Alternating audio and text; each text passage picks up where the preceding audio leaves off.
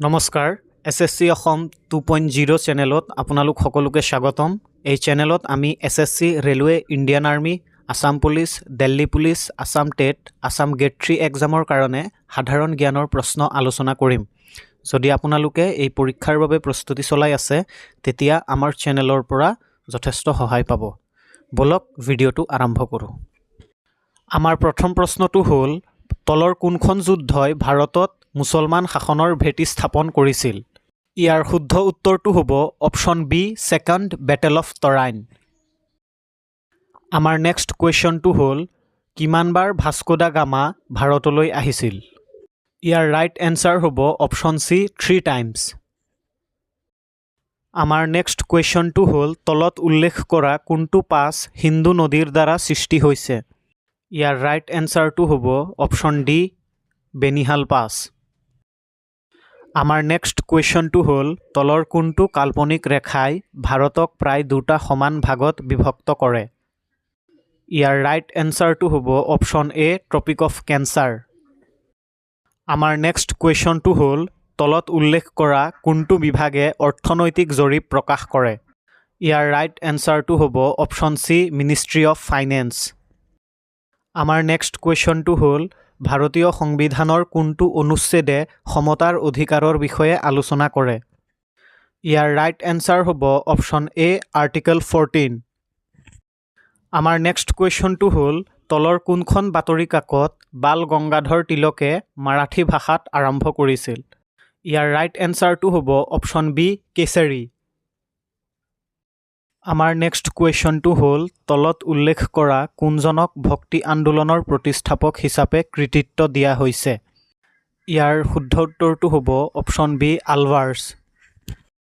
আমাৰ নেক্সট কুৱেশ্যনটো হ'ল কোনখন ৰাজ্যত ৰাণথাম্বুৰ ৰাষ্ট্ৰীয় উদ্যান অৱস্থিত?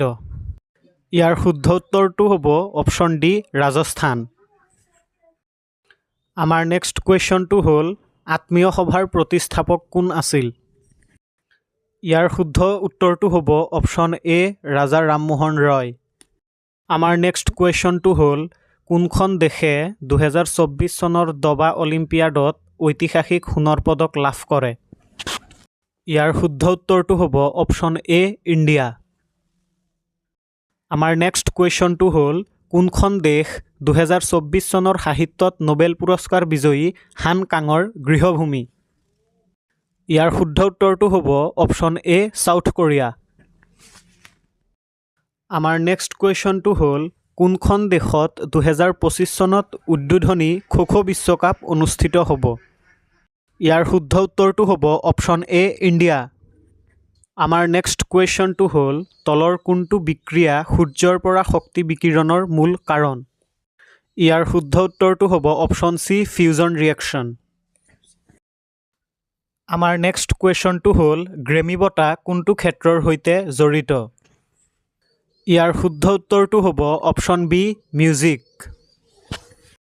আমাৰ নেক্সট কুৱেশ্যনটো হ'ল বিখ্যাত লিংগৰাজ মন্দিৰ কোনখন চহৰত অৱস্থিত?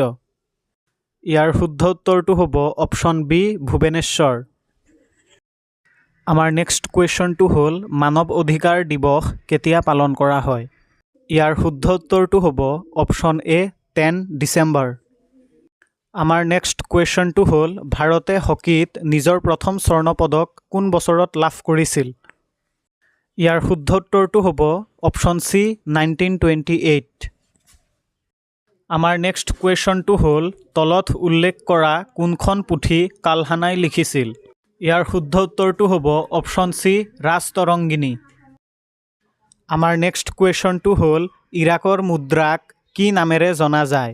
ইয়াৰ শুদ্ধ উত্তৰটো হ'ব অপশ্যন বি ডিনাৰ। আমাৰ নেক্সট কুৱেশ্যনটো হ'ল ইউনেস্কোৰ মুখ্য কাৰ্যালয় ক'ত অৱস্থিত? ইয়াৰ শুদ্ধ উত্তৰটো হ'ব অপশ্যন এ পেৰিছ। আমাৰ নেক্সট কুৱেশ্যনটো হ'ল তলত উল্লেখ কৰা কোনটো নৃত্য মেঘালয়ৰ লগত জড়িত? ইয়াৰ শুদ্ধ উত্তৰটো হ'ব অপশ্যন এ লাহো। আমাৰ নেক্সট কুৱেশ্যনটো হ'ল তলৰ কোনখন দেশৰ সীমাই ভাৰতক স্পৰ্শ নকৰে? ইয়াৰ শুদ্ধ উত্তৰটো হ'ব অপশ্যন বি ইৰাণ। আমাৰ নেক্সট কুৱেশ্যনটো হ'ল তলৰ কোনটো ভিটামিন সাধাৰণতে বৃক্কত তৈয়াৰ হয়? ইয়াৰ শুদ্ধ উত্তৰটো হ'ব অপশ্যন চি ভিটামিন ডি। আমাৰ লাষ্ট কুৱেশ্যনটো হ'ল তলত উল্লেখ কৰা কোনজনক সীমান্ত গান্ধী বুলিও জনা যায়? ইয়াৰ শুদ্ধ উত্তৰটো হ'ব অপশ্যন চি খান আব্দুল গফৰ খান।